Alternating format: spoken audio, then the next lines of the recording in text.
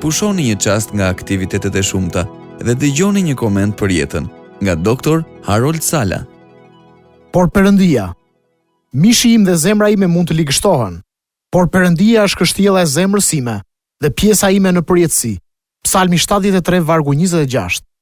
Një dëgjues i programeve tona, i cili ishte pjesë e një programi për doktorat në Universitetin e New Yorkut, shkroi për të na treguar për një profesor që kishte një kujtesë shumë të fortë. Profesori që i lajk shumë bresa atij ishte një instruktor në shkollën prestigjioze të New Yorkut, në shkollën Peter Stuyvesant. Në klasën e tij ngrihej një flamur me përmasat 1 me 1.5 metra. Në flamur ishin 3 shkronja të zeza në një sfond të kuq. Por cili ishte mesazhi i shkronjave? 3 shkronjat ishin P, O dhe R. Lidhsa e nënrenditur. Vetëm kaq. Kur jepte mësim, ky profesor arrinte në një pikë ku gjithçka që pasonte bazohej në atë fjalë të vetme.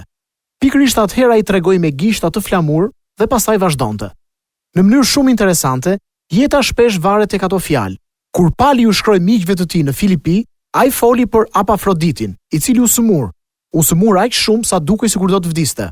Edhe vërtet që i sëmur, gati për vdekje. Por Perëndia pati mëshirë për të, por edhe për mua, që të mos kisha trishtim mbi trishtimin. E gjejmë këtë te letra drejtuar Filipianëve, kapitulli 2, vargu 27. Përmes fjalëve por Perëndia, dëshpërimi i lë vendin shpresës, dhe në kuptimin e plotë të fjalës, nga vdekja vjen jeta. Rreth 40 herë në Bibël gjeni këto fjalë, por Perëndia. Dhe thuaj se çdo herë që i gjeni këto, si flamuri që fatmirësisht i bëri studentët mendonin, ato sjellin një element të shpresës në një situatë me dëshpërim. Për shembull, le të marrim jetët normale të burrave dhe grave që në fund u bën antar të kishës në Efes. Ata ishin të rrënuar nga ana morale, të çorientuar dhe të shturur. Ndërtesa më e madhe në qytetin e Efesit, ku Pali po predikonte, ishte një shtëpi publike fare pranë ndërtesës së qeverisë së vendit. Familjet jo vetëm ishin të lënduara, por ishin të thyer dhe të përçara. Burrat përmbushnin epshet e mishit të tyre.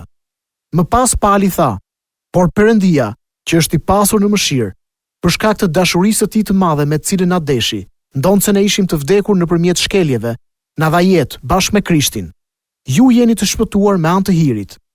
Letra drejtuar Efesianëve, kapitulli 2, vargjet 4 dhe 5. Çdo njeri që e gjen veten në ngushtica dëshpërimi, ka nevojë të përfytyrojë një tjetër pamje, të ndryshojë kombinimin e ngjyrave, të vendosë shkronja të kuqe në sfondin e zi të rrethanave të errta. Dhe mesazhi le të jetë ky: por Perëndia. Sa më të errta rrethanat, më i shndritshëm është mesazhi i shpresës. Vareni këtë tabelë në çdo derë zyre, në sallën e konferencave të çdo këshilltari martesor. Vendoseni në zyrën e çdo pastori dhe në murin e çdo kishe.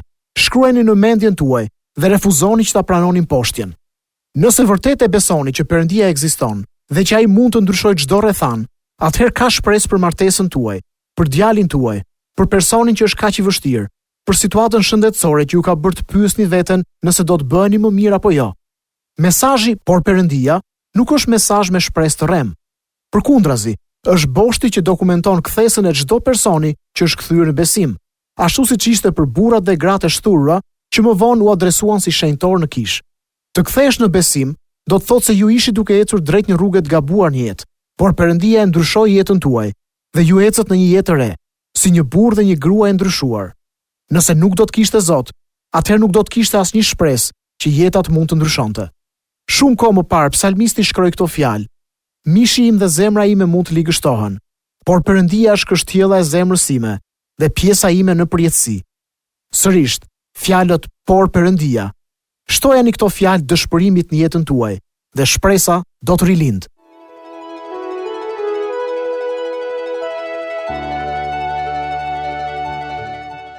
Sa po dëgjuat Dr. Harold Sala në këtë koment për jetën. Për më shumë informacion për këtë program, vizitoni radioviz7.net. Do dëshironim shumë të na shkruanit në info@radioviz7.net.